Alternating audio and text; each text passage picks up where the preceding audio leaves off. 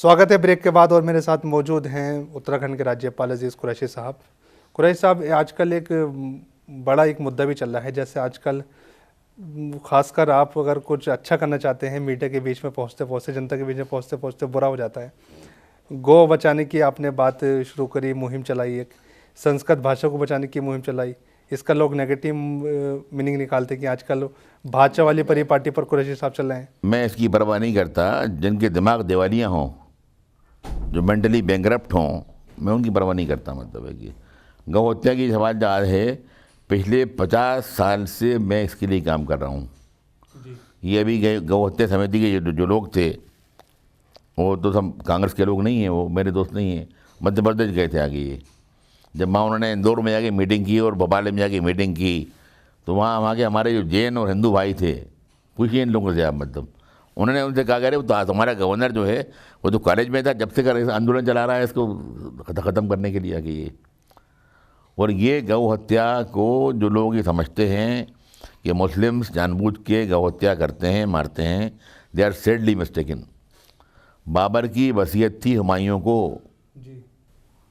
बाबर ने मरने से पहले हुमायूं को लिख अभी मौजूद है, वो लिखी हुई है कि अगर हिंदुस्तान में हुकूमत करना है और यहाँ एक स्टेबल गवर्नमेंट कायम करना है, तो जब तक यहाँ के हमारे हिंदू भाइयों का विश्वास नहीं जीतोगे, उस वक्त तक हिंदुस्तान में हुकूमत तुम नहीं कर सकते। और उसके लिए पहली बात जो उसने कही थी वो ये थी कि हिंदुस्तान में हिंदू भाइयों का, अपने हिंदू रियाया का विश्वास जीतना अगर है, तो यहाँ गौ हत्या पर टोटल पाबंदी लगा दी जाए, तुरंत बंद कर दो उसको आगे ये।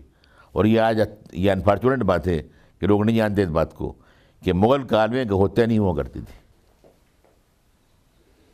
मुग़ल पीरियड में गौ हत्या बंद थी।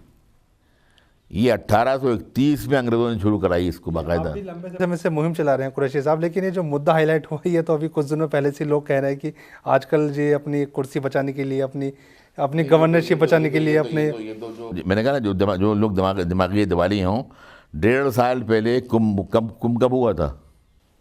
2010 में। 1.5 साल में मुझे बुलाया शंकराचार्य जी ने,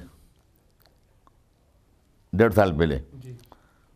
एक बार बुलाया मुझे जूना अखाड़ा वालों ने, और दूसरी बार बुलाया शंकराचार्य जी। मैंने कहा मेरा वहाँ क्या काम आने का? उनका नहीं, तुमको यहाँ आना पड़ेगा, हमारे शिविर में एड्रेस करना पड़ेगा लोगों को आगे। तो खैर मेरे लिए बहुत बड़ा सम्मान की बात थी, मेरे लिए ग्रेट ऑनर फॉर मी। शायद अब तक कोई नहीं बुलाया गवर्नर किसी और को आगे। तो रिकॉर्ड की बात है वहाँ पे आगे।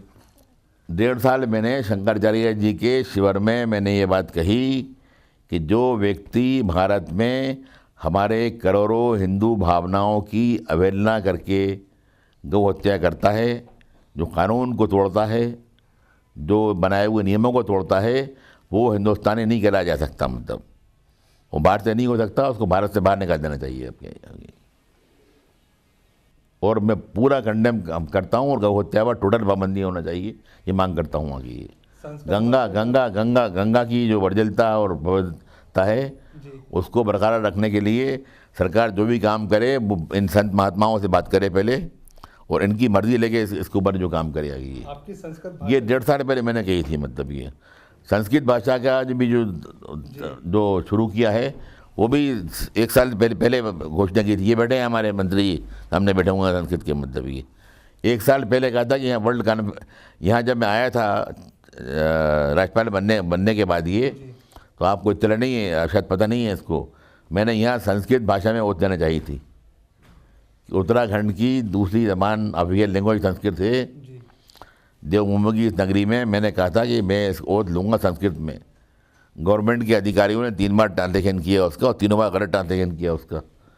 जब फाइनल ट्रांसलेशन करके लाए, मेरे पास हाईकोर्ट के जज बैठे हुए थे, हमारे दोस्त जो आए थे मेरे पास बाहर से, उन्होंने देखा तो उन्होंने कहा बिल्कुल मत देना इसको आगे। एक वर्ड भी गलत अगर हुआ तो वो कोर्ट कैंसिल हो जाती है सुप्रीम कोर्ट से। एक हो चुकी थी आके ये, इसमें क्या गलतियाँ हैं इसके अंदर आके ये। तो मैंने फिर कहा, चीफ सेक्रेटरी से मौजूद हैं अभी आलोक जी अभी आगे, मैंने कहा कि देवभूमि की नगरी धरती पर एक मुस्लिम राज्यपाल आकर संस्कृत में वो देता, एक ऐतिहासिक घटना होती। तुमने you are depriving not me, history को डिप्राइव कर रहे हो आप। गर्दन तुम्हारी गर्दन पे तुम्हारी इसकी पूरी है। उसके लिए मौजूदा सरकार जिम्मेदार थी ये शायद। मुझे लेकिन आपका जो 2 प्रेम साल था वो पहले तो शायद 2 साल फिर पहले उन्हें मुझे प्रेम। मालूम था कि मोदी जी आने वाले हैं और भारत भाजपा का गैराज होने वाला है, मतलब ये मुझे मालूम था ये। अच्छा, और सुनिए, 1 साल पहले मैंने घोषणा की है इसकी, रिकॉर्डें पूरा आ गई है कि we will be having a world Sanskrit conference in Uttarakhand. 1 साल पहले ही घोषणा है मेरी आके। इनसे लड़ाई करता रहा हूँ गवर्नमेंट से, मतलब फंड के लिए और करने के लिए 1 करोड़ रुपये अब करा मौजूदा के ये 1 साल से तैयारी चल रही है मैंने करने की आगे ये। इसके बाद अगर ये कोई कहे कि साहब ये गंगा जी की बात नहीं कही और गौ माता की बात नहीं कही करके और भाजपा का एजेंडा अपना रहे हैं, तो वो खाली दिमागी दिवालिया है। इसके अलावा मुझे परवाह नहीं है इस बात की। तो ये टारगेट करने वाली राजनीति आपके ऊपर जो पॉइंट ऑफ व्यू क्या है? आई केयर हुट, आई केयर डैम, मतलब आगे मतलब जो अच्छी बात होती है मैं कहता हूँ। अभी मोदी जी ने जो बात कही है मुस्लिम्स के बारे में कि वो वफादार हैं, मतलब यहाँ जिंदा हैं मरेंगे, आई अप्रिशिएट। अभी मेरे पास टेलीफोन आया है इनका, आपका जो वेंकैया नायडू का फ़ोन आया है अभी मेरे पास अभी। उन्होंने मुझे कन्वे किया कि 2 अक्टूबर को अभियान चलाना है, ये करना है। तो मैंने कहा वो तो ठीक है, लेकिन मुझे आपकी बहुत तारीफ़ करना है। आपने जो अभी टीवी पे कहा एक इंटरव्यू में कि साक्षी महाराज जो कुछ बोल रहे हैं मुसलमानों के लिए या जो ये कहा जा रहा है उनके लिए, मैं टोटली डिसोसिएट करता हूँ इस बात से। मेरा मतलब नहीं है, मुसलमान बिल्कुल लाइक अदर्स वफादार हैं, चेरी हैं, और उनके लिए कोई खतरे की बात नहीं है। मतलब आगे तारीफ भी करता हूँ उनकी मैं आगे, मतलब जो अच्छी बात है कि आप तो प्रेम करते हैं, आप तो मैं लोगों को बुलाया, सारे कंट्रीज के लोगों को बुलाया, मतलब आगे नहीं, आपकी भावनाओं को तो सभी देशवासी समझते हैं कि आपके यहाँ जिस तरह से राजौन में ईद मनाई जाती है, ऐसी होली दिवाली मनाई जाती है। लेकिन जैसे आपने कहा कि मोदी करने वाला हूँ, बताएं आपको मोबाइल मुस्लिम स्टेट थी, जहाँ नवाब साहब भोपाल में उनके 3 दरबार हुआ करते थे ऑफिशियल। एक था ईद पर, एक था ईद होली पर ऑफिशियल दरबार था, पूरी महल में होली के लिए आती थी मतलब, और एक था बकरीद पर। Plus Dussehra was the official festival.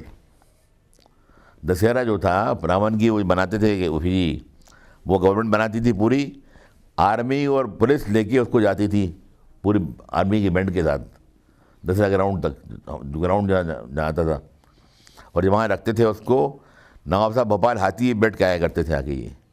और वो होता है ना जो उसको आग लगाते हैं, मतलब वो तीर से उसको उसका दाग करते थे आगे, मतलब आगे दशहरे के मौके ऊपर पूजा वूजा पंडित करते थे, वो करते थे आगे। सारे मुल्लाओं ने कहा कि आप मुस्लिम रूलर हैं और इस्लाम के ख़िलाफ़ है और क्या करते हैं, तो उनका यू आर ब्लडी फूल्स। मेरी 20% है मुस्लिम है, 80% है हिंदू है, उनका भी राजा हूँ मैं, उनकी भावनाएं भी हैं और मैं करता हूँ। आखिर दिन तक उन्होंने वो किया, मतलब यानी ये वो आर्मी पुलिस ले आती थी रावण की उसको पूरी, और वहाँ ग्राउंड पे पहुँच के जो कमेटी थी उसके हवाले किया करती थी आगे। हमने तो उस माहौल में परवरिश पाई है। महल में होली होती थी, सारे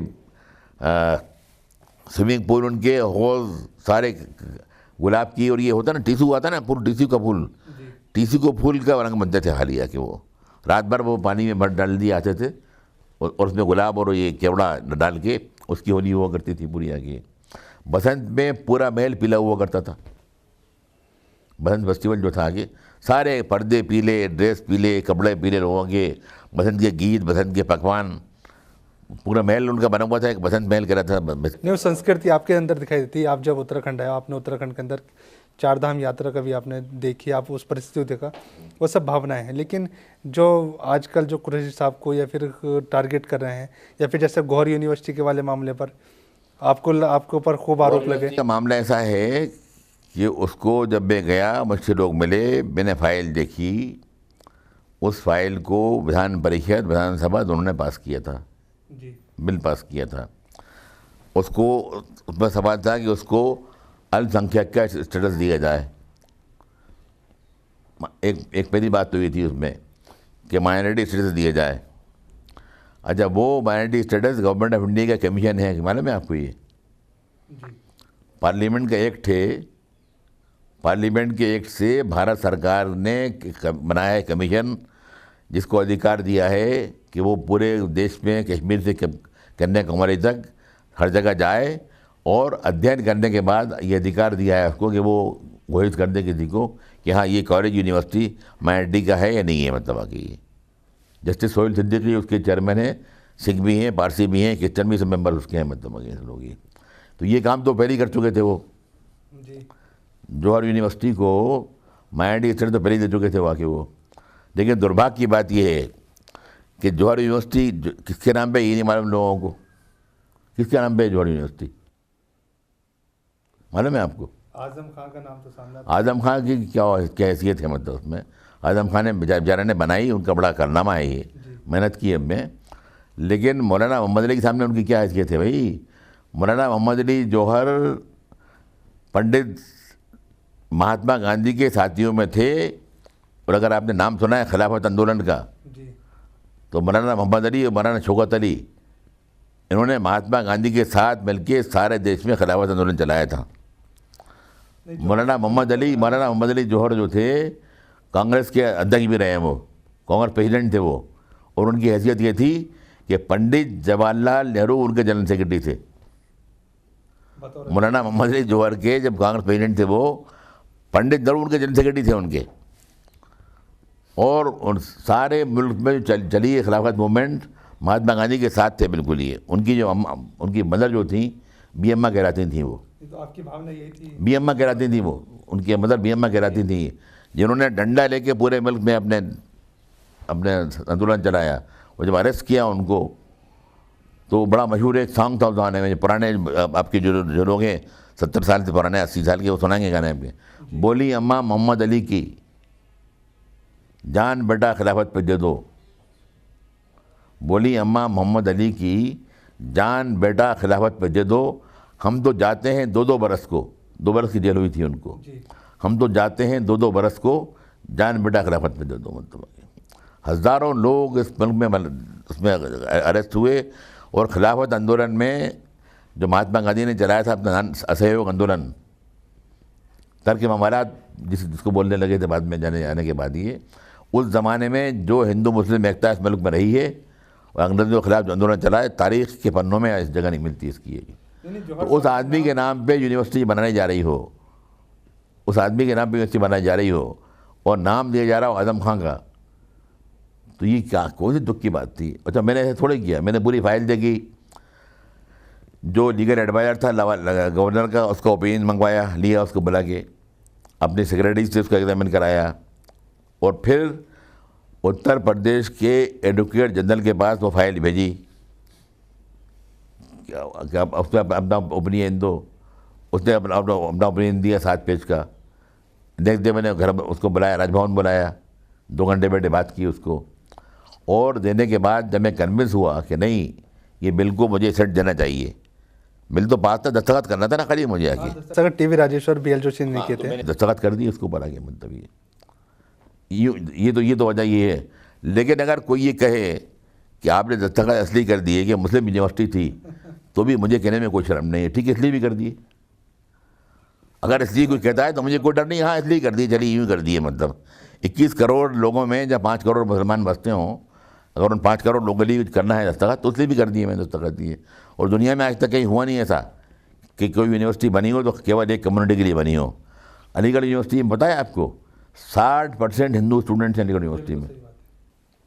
खैर समय बहुत कम, कुरैशी साहब अंतिम सवाल पूछता हूँ। 60% स्टूडेंट हिंदू स्टूडेंट्स वहाँ पे हैं, इतना ही स्टाफ वहाँ पर है। जाम मिलिया इस्लामिया जो है वहाँ 60-70% हिंदू स्टूडेंट वहाँ पे हैं, ये इतने पढ़ाने वाला स्टाफ है उनको आगे। तो यूनिवर्सिटी में आज तक दुनिया में नहीं हुआ है था कि एक कमर बन जाएगा, बच्चे नहीं है। समय बहुत कम है, मगर हम देखते हैं कुरैशी साहब को एक कार्यकर्ता से लेकर राज्यपाल तक। अंतिम सवाल के तौर पे पूछता हूँ आपको, इस सफ़र को आप किस तरह देखते हैं? क्योंकि मैंने एक लेख आपका काफ़ी दिनों पहले पढ़ा था, उसमें आपने लिखा था कि हर आँख से आंसू पहुँचना मेरा मकसद है। उसने अपने उस मकसद, मेरा मिशन ऑफ लाइफ है जी, तो उस मिशन में कहाँ तक आप कामयाब हुए? आज भी हूँ। और जब यूपी में गया तो वहाँ हमारे जो यूपी के बीजेपी के प्रेसिडेंट हैं, उन्होंने असेंबली में भी उठाया और बयान भी दिए और मेरे खिलाफ पूरे गेम में चलाई कि साहब ये सब लोगों से क्यों मिल रहे हैं, राजभवन में दरबार क्यों बना लिया है उनको। तो मैंने एक दिन फ़ोन किया, फिर मैंने कहा भाई आपने विधानसभा में असेंबली में क्वेश्चन उठाया, स्टेटमेंट आप दे रहे हैं, रोज़ जहर उगलना है मेरे खिलाफ ये, तो मैं बता दूँ आपको कि मैं कार्यकर्ता कल भी था, आज भी कार्यकर्ता ही हूँ। मैं गवर्नर होना नहीं मानता अपने आप को, कल भी कार्य करता था, आज भी कार्य करता हूँ। और ये जो आपने बात की कि आम लोगों से क्यों मिल रहा है, हाँ वो मैंने कहा आम लोगों से क्यों मिल रहा हूँ, तो मैंने कहा आपने संविधान पढ़ा है भारत का? जी पढ़ा है। मैं कहा नहीं पढ़ा आपने। ये उसमें एक वर्ड है अल्टीमेट सॉवरेन।